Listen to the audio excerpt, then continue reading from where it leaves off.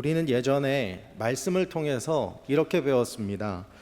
여러분, 예수 믿으면 복 받습니다. 예수 믿으면 인생이 펴집니다. 그러니 예수 잘 믿으시기 바랍니다 라고 설교 시간에 그런 말씀 많이 들었습니다. 많이 들으셨죠? 근데 그 말이 틀린 말입니까? 아닙니다. 맞는 말이에요. 근데 반만 맞습니다. 성경을 잘 보시면은요, 그런 식의 형통신학으로는 하나님의 뜻을 온전히 이룰 수 없다는 것을 알게 됩니다. 하나님의 부르심에 순종했음에도 불구하고 고난과 환난을 겪었던 사람들이 성경에는 많이 나옵니다. 대표적인 인물로 아브라함이 그랬고요, 모세가 그랬고 사도 바울이 그랬습니다. 아브라함을 한번 볼까요? 아브라함은 하나님의 부르심을 받았습니다. 그래서 순종을 했죠. 그런데 하나님께서 아브라함을 부르실 때 약속을 하셨는데, 내가 너에게 지시할 땅으로 가라, 그리고 너로 큰 민족을 이루고 복의 근원이 될 것이다 라는 그런 약속을 주셨습니다. 그런데 아브라함의 상황에서는 그 약속이 신뢰할 만한 약속이 아니었다라는 것입니다. 왜냐하면 하나님께서 지시할 땅으로 가라고 했기 때문에 가야 될 곳이 정해져 있지 않았다는 거예요. 어디로 가야 될지 몰랐다는 것입니다. 또 너로 큰 민족을 이루게 하겠다라고 했는데 그때 아브라함에게 자녀가 없었습니다. 그럼에도 불구하고 아브라함은 믿음으로 하나님의 말씀에 순종해서 떠납니다. 그리고 인도해 주신 가나안 땅으로 갔을 때, 가나안 땅으로 갔으면 또 잘 살아야 되는데 잘 산 게 아니라 갑자기 큰 기근이 와서 애굽으로 또 피난을 가야 될 수밖에 없는 그런 상황에 놓이게 되었습니다. 이런 아브라함의 상황을 히브리서 기자는 이렇게 이야기합니다. 11장 8절에 이렇게 되어 있습니다. 믿음으로 아브라함은 부르심을 받았을 때에 순종하여 장래의 유업으로 받을 땅에 나아갈새 갈 바를 알지 못하고 나아갔으며. 아브라함이 자신이 지냈던 곳에서 하나님의 말씀을 듣고 순종하며 나아갈 때 본인이 어디로 가야 될지 모르고 나아갔다는 것입니다. 그 길이 고난의 길이었습니다. 모세는 어떻습니까? 모세는 히브리인이지만 애굽의 왕자 신분으로 자랐습니다. 그가 잘만 자랐다면 애굽에서 아주 편안한 노후를 보냈을 수도 있습니다. 그런데 결국 그는 도망자 신세가 되었고 40년을 광야에서 그렇게 지냅니다. 시내산에서 하나님을 만났을 때 하나님께서 애굽에 있는 이스라엘 백성을 출애굽시키라고 했을 때 모세가 어떻게 했습니까? 예, 감사합니다. 제가 그동안 기다렸습니다. 보내주십시오. 제가 하겠습니다. 라고 하지 않았습니다. 보낼 사람을 보내십시오. 저는 말을 못합니다. 계속해서 거절합니다. 그런데 하나님께서 시쳇말로 등 떠밀어서 애굽으로 보냈습니다. 그랬으면 출애굽을 시키고 가나안에 정착할 때까지 모세가 무엇을 하든지 잘 되어야 하는데 어떻게 했습니까? 애굽 사람들은 출애굽 후에 물이 없다고 불평하고 고기가 먹고 싶다고 불평을 하고 이래서 불평하고 저래서 불평하면서 심지어 모세를 죽이려고까지 했습니다.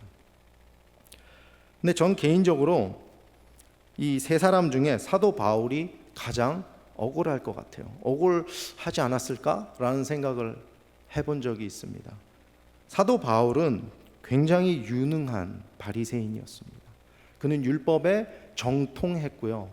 가만히 있었으면 사람들에게 존경받는 율법학자로 바리새인으로 그렇게 지냈을 수도 있습니다. 그런데 그는 다메섹 도상에서 예수님을 만났습니다. 그 이후의 삶이 어땠습니까? 그는 도망자처럼 도망을 다녀야 했습니다. 복음을 전하러 아무리 다녀도 계속해서 유대인들이 방해하고 위협하고 엄청난 박해를 받게 됩니다. 오죽했으면 고린도 성도들을 향해서 자신이 겪은 일들을 상세하게 기록하지 않았습니까?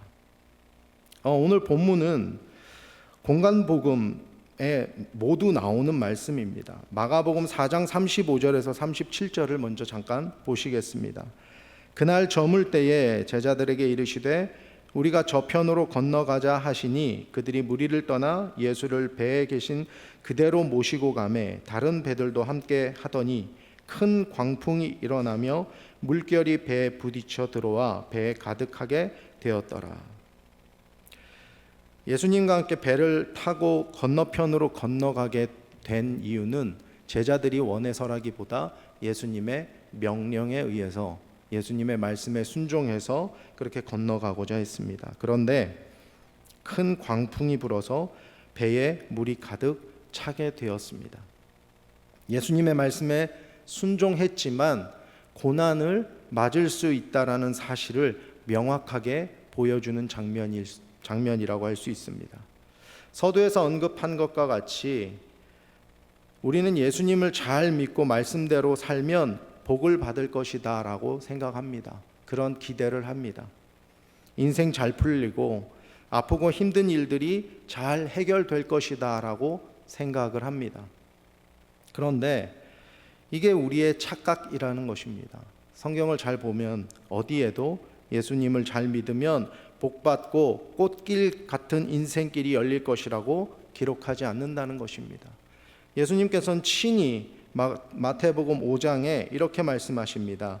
의를 위하여 박해를 받는 자는 복이 있나니 천국이 그들의 것이며 나로 말미암아 너희를 욕하고 박해하고 거짓으로 너희를 거슬러 모든 악한 말을 할 때에는 너희에게 복이 있나니 기뻐하고 즐거워하라. 하늘에서 너희의 상이 큼이라. 너희 전에 있던 선지자들도 이같이 박해하였느니라. 예수님께서는 우리에게 핍박과 환난이 있을 것이라고 여러 번 말씀해 주셨습니다.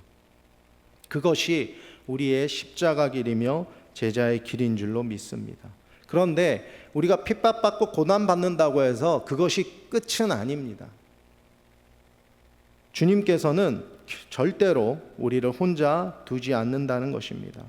우리의 삶이 고난의 연속일 수는 있습니다. 그럼에도 우리의 삶이 완전히 끝나지 않는 것은 쓰러질 수는 있지만 우린 다시 일어날 수 있다라는 거예요. 그 다시 일어날 수 있는 힘을 하나님께서 우리에게 부어 주신다라는 것입니다. 사도 바울은 로마서 8장 18절에 이렇게 고백합니다. 생각하건대 현재의 고난은 장차 우리에게 나타날 영광과 비교할 수 없도다. 바울의 고백과 같이 우리의 소망은 이 세상에 있지 않습니다. 우리는 하나님 나라에 소망을 두고 살아갑니다. 그렇기 때문에 그 소망을 붙들고 우리가 지금 오늘을 살아낼 수 있다라는 것입니다. 지금 힘든 상황 가운데 계신 분들도 계실 수 있습니다.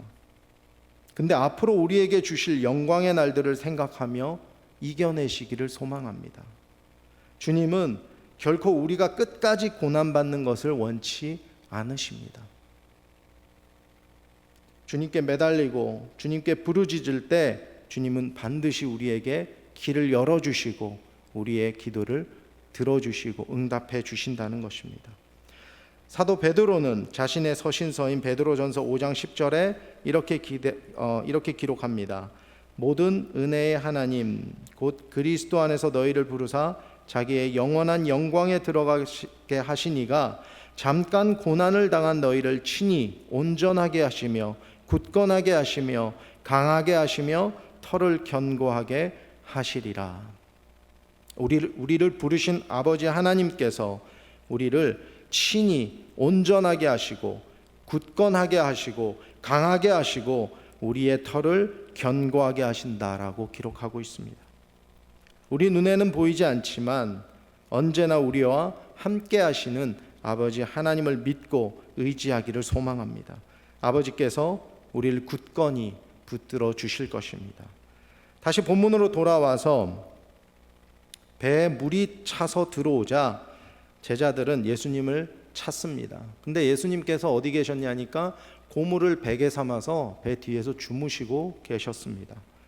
이때 제자들이 예수님을 흔들어서 깨우며 이렇게 외칩니다. 주여 구원하소서. 우리가 죽겠나이다. 우리가 죽겠나이다. 예수님의 제자 12명 중에 최소 4명은 어부 출신입니다. 그들이 갈릴리 바다에서 고기를 잡으며 평생을 살았던 사람들입니다. 그런데 이들조차도 감당할 수 없는 풍랑이 덮친 것입니다. 이에 예수님께서는 일어나셔서 먼저 두려워하는 제자들을 책망하셨습니다. 예수님께서는 제자들이 두려워하는 것 자체보다도 믿음 없이 두려움에 휘둘리는 상태를 문제 삼으신 것입니다. 예수님께서 말씀하신 믿음이 작은이라는 말은 믿음이 없다라는 뜻이 아닙니다. 믿음이 약하다는 뜻입니다.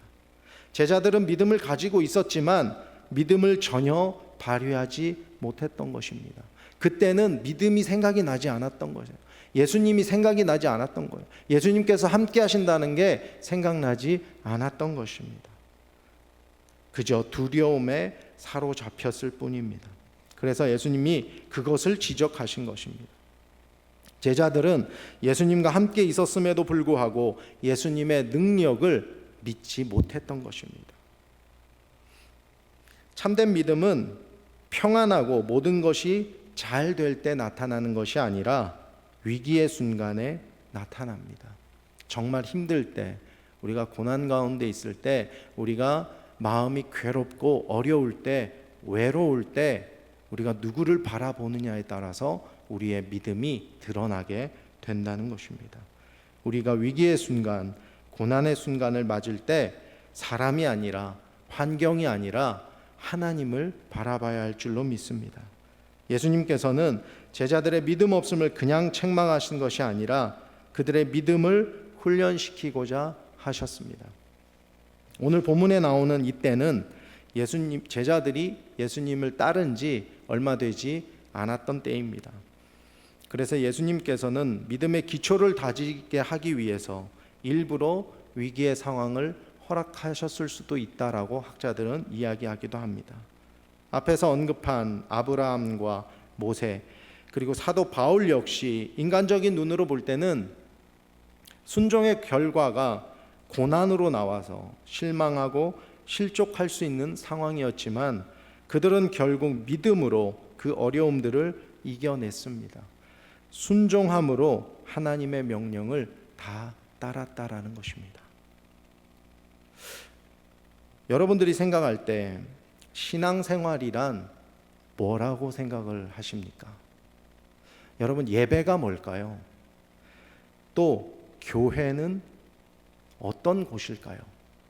요즘 저는 이 말씀을 준비하면서 그런 생각을 되게 많이 했었습니다. 교회의 본질은 무엇이고 또 우리 믿는 신자들이 어떤 생각으로 우리의 삶을 살아내야 될지, 또 목회자로서 어떻게 그걸 성도 여러분들에게 말씀을 드려야 할지 참 고민을 많이 하게 되었습니다. 근데 교회는 하나님의 말씀이 선포되어야 하는 곳입니다. 무슨 이야기냐면 교회는 예배가 우선되어야 하는 곳이라는 것입니다. 예수님께서 처음 사역을 시작하실 때 가장 먼저 하신 것이 무엇일까요? 아픈 자들을 치료하신 것입니까? 귀신 들린 자들을 귀신을 쫓아낸 것입니까? 아니라는 것입니다. 예수님께서 처음 공생애를 시작하실 때 하신 것은 복음 선포였습니다. 마태복음 4장 17절입니다. 이때부터 예수께서 비로소 전파하여 이르시되 회개하라 천국이 가까이 왔느니라 하시더라. 예수님은 복음 전파를 사역의 가장 최우선 순위로 두셨습니다. 병자들을 치유하고 귀신을 쫓으시고 중풍병자를 고치시는 것은 복음 전파를 위함인 것이지 그게 먼저가 아니었다는 거예요. 치유 사역이 주된 사역이 아니었다라는 것입니다. 그런데 가끔 우리는 주변을 보면 말씀 예배보다 봉사와 헌신과 그런 것들을 먼저 중요하게 생각할 때가 있더라는 것입니다. 우선순위가 뒤바뀌면 안 된다는 것입니다. 얼마 전에 소천하신 존 메가더 목사님이 쓰신 예배라는 책이 있습니다. 지금 제가 읽고 있는 책인데, 이 책에서 진정한 예배는 진리에 대한 응답이라고 했습니다. 그리고 그 진리는 하나님의 말씀에서 나온다라고 했습니다. 하나님의 말씀, 예배가 우리 삶의 가장 중요한 우선순위가 되어야 한다는 것입니다. 화려한 무대나 조명 또는 프로페셔널 찬양팀, 또 거기에 만족하는 성도들, 이런 것들보다 하나님께서는 우리의 중심을 보신다는 것을 기억해야 합니다. 예배는 공연이 아니라는 것입니다. 우리의 현재 모습을 돌아보기를 원합니다. 주일 예배를 통해서 우리는 하나님께서 주시는 은혜와 축복을 온전히 누리고 계십니까? 예배를 말씀을 들으면서 내 마음에 눌렸던 그런 억눌린 감정들, 피곤함, 그리고 막 그 안에서 있었던 그런 죄악된 기분들, 막 이런 여러 가지 복잡한 것들이 말씀을 들으면서 해소되고 내려놔지고 새로운 기쁨과 회복을 체험하고 계십니까? 예배를 통해서 우리는 회복되어야 할 줄로 믿습니다.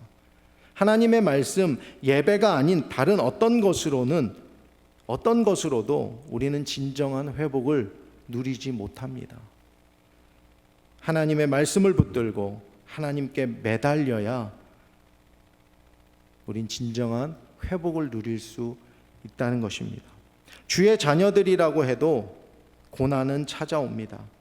그런데 그 고난을 어떻게 대처하느냐에 따라서, 그 태도에 따라서 우리의 믿음이 드러난다고 했습니다. 인내하고 견디고 참아낼 때가 있습니다. 그럴 때 하나님께서는 우리에게 큰 힘을 더하시고 담대함을 허락해 주십니다. 26절 하반절부터 27절을 보시겠습니다. 곧 일어나사 바람과 바다를 꾸짖으시니 아주 잔잔하게 되거늘 그 사람들이 놀랍게 여겨 이르되 이가 어떤 사람이기에 바람과 바다도 순종하는가 하더라. 예수님께서는 말씀으로 바람과 바다를 잠잠케 하셨습니다. 그 모습에 사람들이 놀랍게 여기며 예수님에 대해서 다시 생각하게 되었습니다. 그들은 자신들이 따르는 분이 진정 하나님의 아들이심을 새삼 다시 느꼈을 것입니다. 제자들에게 있어서 갈릴리 호수는 공포의 대상입니다. 심지어 그들 가운데 4명이나 어부였지만 그래도 갈릴리 호수는 두려움의 대상입니다. 그런데 예수님께서 풍랑을 말씀만으로 잠잠케 하시는 것을 보며 놀라지 않을 수 없었을 것입니다. 우리에게 수많은 풍랑과도 같은 일들이 있습니다. 우리는 우리에게 닥쳐오는 그 많은 일들을 감당할 힘이 없습니다. 능력도 없습니다. 때로는 넘어지고 또 상처 입고 좌절할 때도 있습니다. 그런데 그럼에도 우리가 다시 일어설 수 있는 것은 우리 안에서 역사하시는 하나님께서 그 모든 풍랑을 막아주시고 해결할 수 있는 힘을 주시기 때문인 줄로 믿습니다. 앞에서 언급한 것과 같이 믿음이 작다는 것은 믿음이 약하다는 뜻입니다. 우리의 믿음은 환경에 따라서, 상황에 따라서 변하면 안 됩니다. 오늘은 기분이 좋으니까 말씀 묵상하고, 오늘은 내가 특별한 날이니까 예배 일찍 가고, 오늘은 내가 좀 기분이 안 좋으니까 오늘은 영상으로 예배 보고, 이런 게 아니라는 것입니다. 내 기분과 상관없이, 내 상황과 상관없이 예배의 자리에는 나와야 되고 기도의 자리에는 나와야 된다는 것입니다. 사람의 시선으로 볼 때는 상식적이지 않고 합리적이지 않고 불필요해 보일지도 모릅니다. 그런데 우리의 삶의 우선순위가 무엇인지 확실히 정하고 기준을 바로잡고 나갈 때 우리의 삶은 지금보다도 단순해지고 명확해질 것입니다. 많은 사람들이 이성적으로 합리적으로 생각하고 그렇게 살아야 한다고 이야기합니다. 그런데 우리가 믿는 하나님의 말씀은 어떻습니까? 성경 말씀을 읽으실 때 합리적으로 이해가 되시고 이성적으로 이해가 되십니까? 안 되실 것입니다. 안 됩니다. 왜냐하면 하나님의 나라는 민주국가가 아니기 때문입니다. 하나님의 나라는 민주국가가 아닙니다. 하나님의 나라는 하나님이 통치하시는 왕국입니다. 그래서 하나님과 우리는 수평적 관계가 아닙니다. 우리는 하나님과 우리의 관계를 수평적 관계라고 착각할 때가 있는데 수평적인 관계가 아니라 수직적인 관계라는 것입니다. 우리는 이렇게 말하죠. 사랑의 하나님, 용서의 하나님, 그렇기 때문에 다 사랑하고 다 포용하고 다 받아줘야 되는 거 아닙니까? 교회가 그래야 되는 거 아닙니까? 목사가 그래야 되는 거 아닙니까? 성도가 그래야 되는 거 아닙니까? 라고 말을 할 때가 있습니다. 언뜻 들으면 그런가? 그렇지 라고 생각이 되죠. 그런데 아니라는 거예요. 저는 그 말에 절대로 동의를 안 합니다. 못합니다. 교회는 하나님의 말씀 아래서 영적 질서를 가지고 말씀을 기준으로 세워지는 공동체입니다. 성경은 하나님의 말씀 안에서 서로 사랑하라고 했습니다. 서로 섬기라고 했습니다. 서로 배려하고 서로 존중하라고 했습니다. 서로 존중한다, 서로 사랑하는 거는요, 나만 그렇게 해야 되는 게 아니라 상대도 그렇게 해야 된다는 거예요. 나는 열심히 사랑을 베풀고 헌신하고 봉사하는데 상대가 그것을 당연한 걸로 생각을 한다면 어떻게 될까요? 하나님의 말씀에 세상적 논리를 가지고 와서 이야기하는 사람들이 있습니다. 그런데 그것은 하나님 앞에 바르지 못한 행동이라고 생각을 합니다. 말씀을 통해서, 예배를 통해서 우리의 믿음을 키워가기를 소망합니다. 믿음이 작은 자가 아니라 믿음으로 어떠한 환난과 고난도 이겨내는 여러분들이 되시기를 소망합니다. 우리의 하나님은 사랑의 하나님, 또 용서의 하나님, 은혜의 하나님이시기도 하지만 우리가 믿는 하나님은 공의의 하나님이시고 심판의 하나님이십니다. 우리에게 허락하신 삶을 살아갈 때 언제나 경외하는 마음으로 주님을 바라보며 주님을 예배하는 저와 여러분들이 되기를, 우리 하늘누림교회가 되기를 우리 주님의 이름으로 축원합니다.